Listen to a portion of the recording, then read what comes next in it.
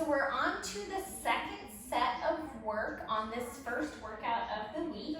And we're gonna get a mini band and put that right above our knees, definitely mid-thigh. Make sure it's nice and flush with your skin. And then we get to lay down on our back.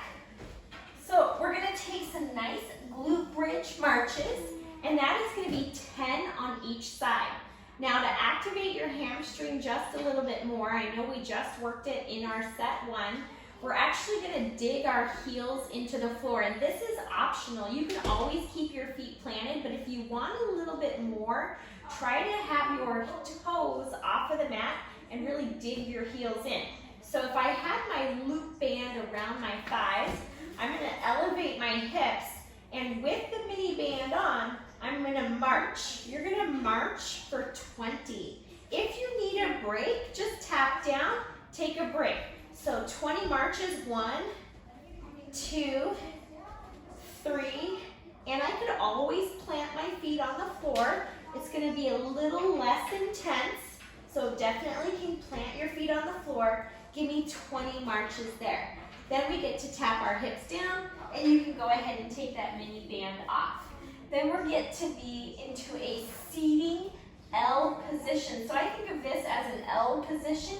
I'm seated. I'm going to bring my hands back behind my back and then just do some leg lifts. Now, if you wanted to keep the mini band on, you could definitely keep the mini band on for exercise number 2.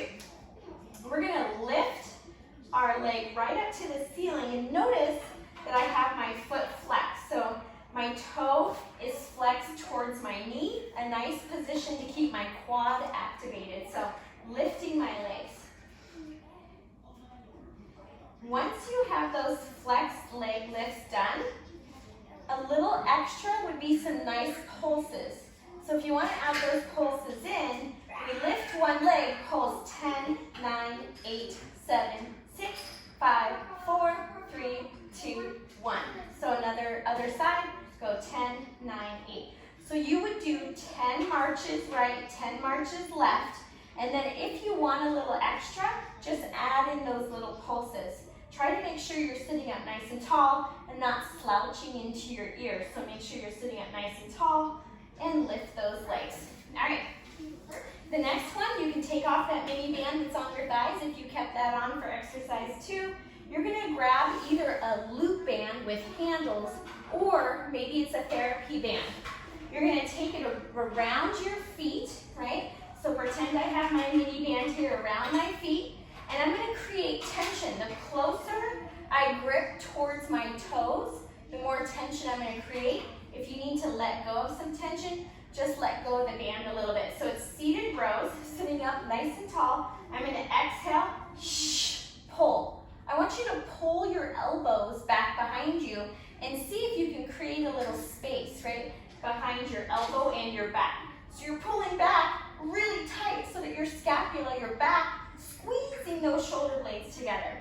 You're gonna go ahead and give me 12 seated rows. The last exercise, we're gonna flip over. We don't need any weight or any band, and it's a plank hold for max amount of time. So whatever you can give me in your plank hold. If you want to be on your knees, just make sure that our pelvis is down and we're squeezing our butt. You can take your knees nice and wide to give your core a little support, or bring those knees in nice and close.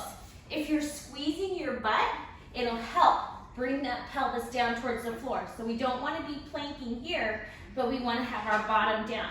Make sure elbows are directly under shoulders. If you want to come into a high plank, that's definitely an option. Take those feet wide to give you more support, and narrow for a challenge. All right, good job on workout number 1 for this week.